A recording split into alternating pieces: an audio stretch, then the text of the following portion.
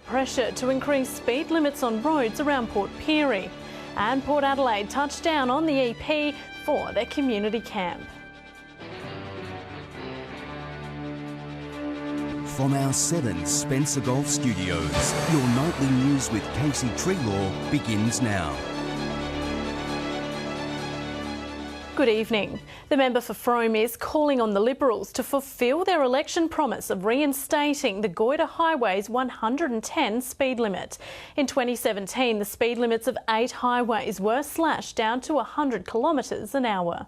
A need for speed. Regional leaders are saying it's time to return our country roads back to 110. Today, actually reducing the speed limits down to 100 kilometres and all that. It's not the speed limits that are so much the problem, yet speed is a big contributor. Dominic Beaton, 7 Spencer Golf News. A 28-year-old woman has been arrested in the mid-north since rolling her car last week. Police uncovered 250 grams of methamphetamine in the crashed vehicle just outside of Yunta.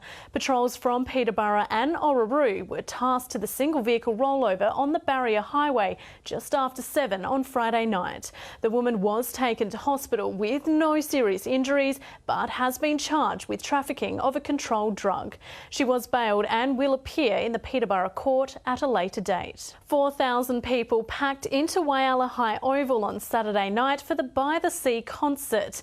Jimmy Barnes and Daryl Braithwaite were the headline acts. The warm weather didn't deter concert goers from getting up and grooving to the classic tunes.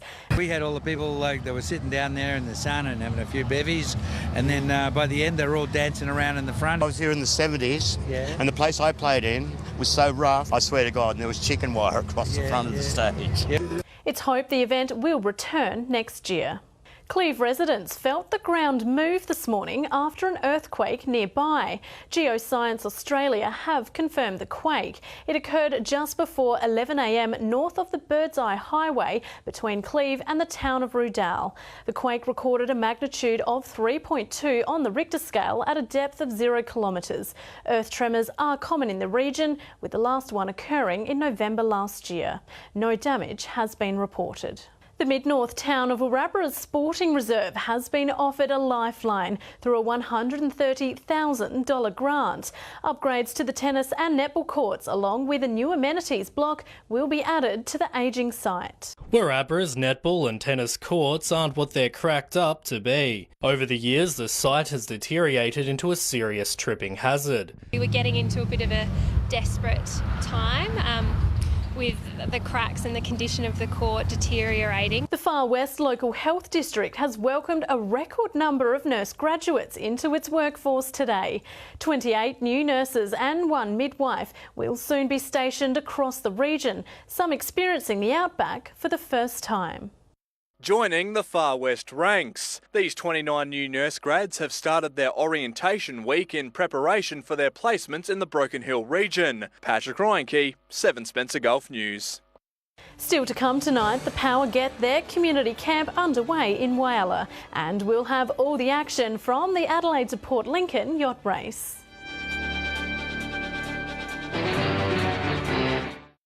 Hello again. The Port Adelaide Football Club have begun their 2-day community camp on the Eyre Peninsula. This morning they visited a Whyalla primary school, promoting the importance of healthy living. All eyes were on this footy trio at Fisk Street Primary School. Scott Lysett, Matthew Broadbent and Connor Rosie dropped by to visit students. John Hunt, 7 Spencer Golf News. One of the biggest races on the Broken Hill harness racing calendar, the Maltese Cup, has been pushed back to early March. It's one of the city's marquee trot racing nights, celebrating the industry's strong Maltese community. The race was postponed by stewards after the driver fell in the early stages of the race on Saturday night. The driver luckily escaped injury. His horse was unable to be removed from the track though, the race having to be called off. The Cup will be re-ran on the 9th of March. The Adelaide to Port Lincoln yacht race crowned its winner on the weekend, with Interstate Super Maxi Ichiban taking out line honours. Matt Allen and his crew arriving in Lincoln just minutes shy of the race record. crossing the line in the pitch black. Ichiban taking out the top prize in this year's Port Lincoln yacht race. Stay with us. After the break, we'll take a look at the weekend's cricket results, and Britt will join us with the week's weather forecast.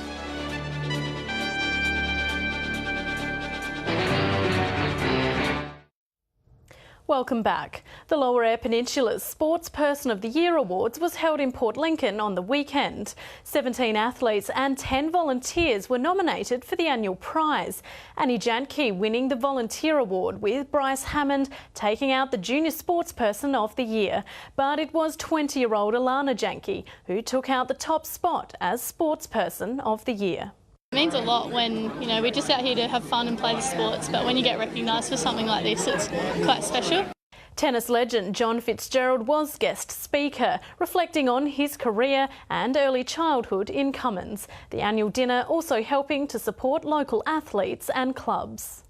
Turning to sport now, and the Tasmans have secured second place in Port Lincoln's cricket with a convincing win of 114 over Charlton on Saturday afternoon.